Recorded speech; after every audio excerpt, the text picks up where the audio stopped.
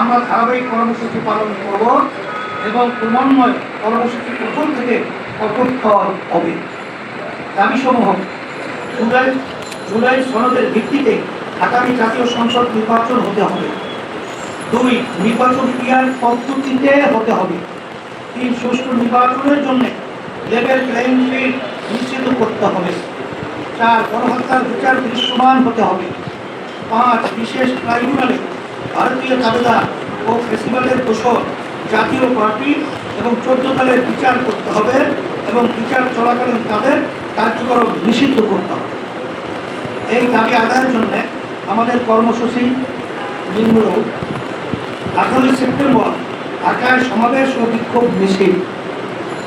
19 September বিভাগীয় শহরে বিক্ষোভ। 26 সেপ্টেম্বর সারা দেশে জেলা উপজেলায় বিক্ষোভ মিছিল।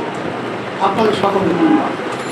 যেই পদ্ধতিতে জাতীয় নির্বাচন হয়েছে সেই পদ্ধতিতে আমরা দেখেছি ফ্যাসিস্ট সরকার তৈরি হয়েছে, খুনি তৈরি হয়েছে, মানুষ রাস্তায় নামলে খুন পেতে আমরা দেখেছি, এদেশের টাকা বিদেশে পাচার হতে আমরা দেখেছি, আয়না ঘরের মতো আইয়ামে জাহিলিয়াতে কেউ ন্যাক্কারজনক মানুষকে কষ্ট দেওয়ার সেই ক্ষেত্র আমরা দেখেছি।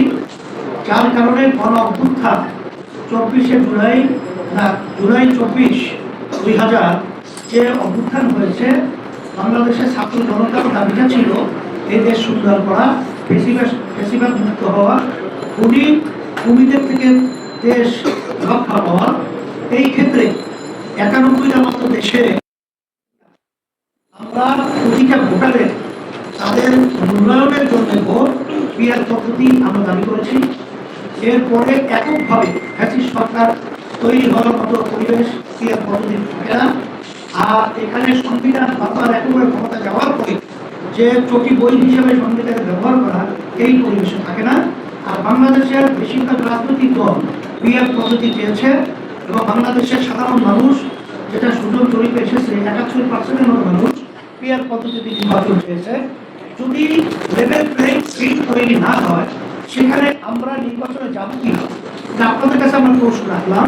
কারণ এখানে তো আমাদের জানের মায়া রয়েছে, এখানে আমাদের ভাবের মায়া রয়েছে। তার আগে পরে দিনের ভোট রাখতে বাক্সে ঢুকিয়ে রাখা হতো। এখনো তো সেই পরিবেশটা আমাদের থেকে দূর হয়।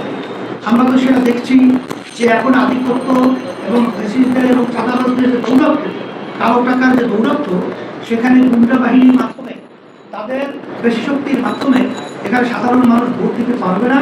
এটাই হলো বাস্তবতা, বিগত বাংলাদেশের ইতিহাস।